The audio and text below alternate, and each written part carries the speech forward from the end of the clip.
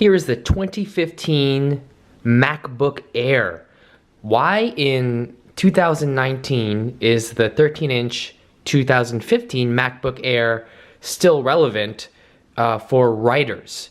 If you're a writer, you write novels, you're a blogger, you write screenplays, you're a screenwriter, I still think that the MacBook Air 2015 13-inch is the best computer for writers. And here are 5 reasons why. The first reason is if you are already an Apple user, you are stuck in the Apple ecosystem, you don't want to go to a PC. So you can find a 2015 used MacBook Air for under $1,000. This is a 13-inch with a 512 gigabyte hard drive. And when I bought it new, it was about $1,500, but you can probably find these used for under $1,000. And if you look at the ones that are lower hard drive space, you'll definitely find those for even $750 or less. So the price point when you're a Mac user, that's number one. The second reason is the body design, the keyboard, and the weight of this computer. Ergonomically, this is one of the best designs Apple has ever made. I have a shell on the bottom, but you can see here how thin it is. Very, very thin and lightweight for what it is. When I open it up,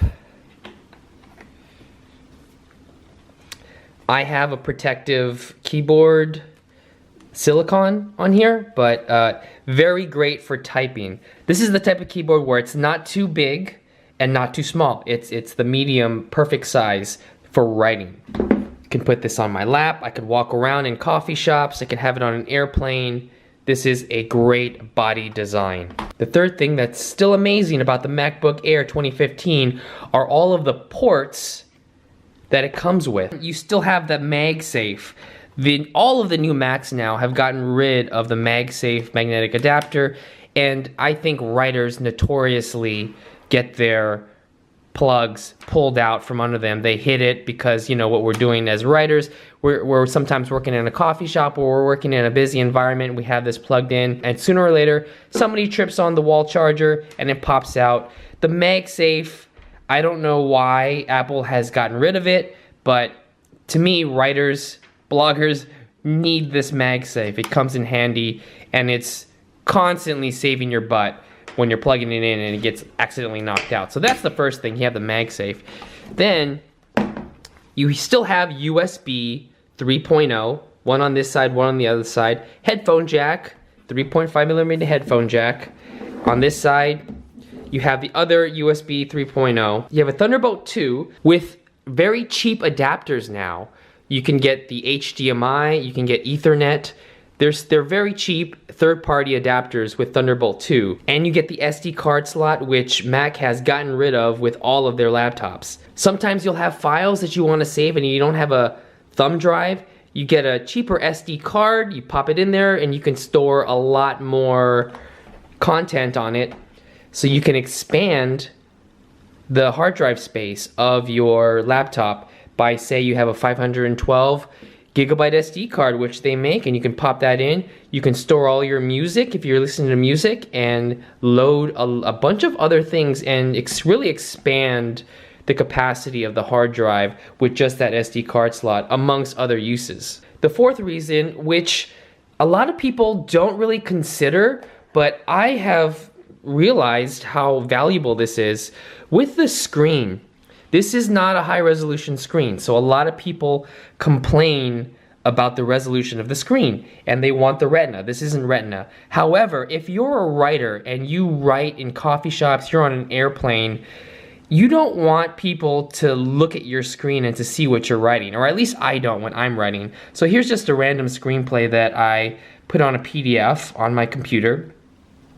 And the viewing angle on this screen, because it's not a really good screen, other people who aren't directly in front of the computer, the screen, can't read what you're writing. So let's just pretend you're on an airplane, mid-brightness, and this is what you see. You can see directly the screen, and it's fine for you. It's not the best resolution compared to all of the modern Macs, but it's not terrible if you're a writer. Now let's say someone is sitting on the side of you and wants to see what you're writing. So the person sitting here does not get a good viewing angle on what you're seeing because the screen sucks. There is a benefit for a terrible low resolution screen like the MacBook Air. People all around you won't be able to see as clearly what you're typing. And I didn't realize this until I was on an airplane and I noticed other people's computers sitting in front of me and to the side of me. I could see what they were working on, and you know, when you're on an airplane, your eyes just wander and then you just focus on anything because you're bored. I just tend to look at other people's screens, and I don't want other people looking at my screens. So when I am typing on an airplane, the MacBook Air is a great computer to have, because look at this, you can barely see what's on the screen right here. The fifth reason why I really still like the MacBook Air 2015, and this is the most important reason for me, and this is why I bought this MacBook Air. The MacBook Air 2015 has the longest battery life out of all the Macs, out of all the Mac laptops. It gets an average of 14 hours of battery life when the MagSafe is unplugged. 14 hours. The average for a MacBook Pro is about 10 hours when you're running light programs, but the MacBook Air 2015, 14 hours. That's a lot of battery life. That's even longer than a lot of the PC laptops that are cheaper. You want that battery life. You don't want your battery to die on you. So that's the number one most important reason why I still think that the MacBook Air is relevant. For writers, you don't need fancy, all the high GPU, the graphics card, all of that, the bells and whistles that the MacBooks are now getting. Unnecessary for writers. You just need a typing machine. This is perfect for it. It has everything you need. But let me know what you think. If you have a 2015 MacBook Air and you disagree with me, I'm curious to hear your thoughts. Or if you agree with me and you have more reasons why the 2015 MacBook Air is still good, leave a comment below.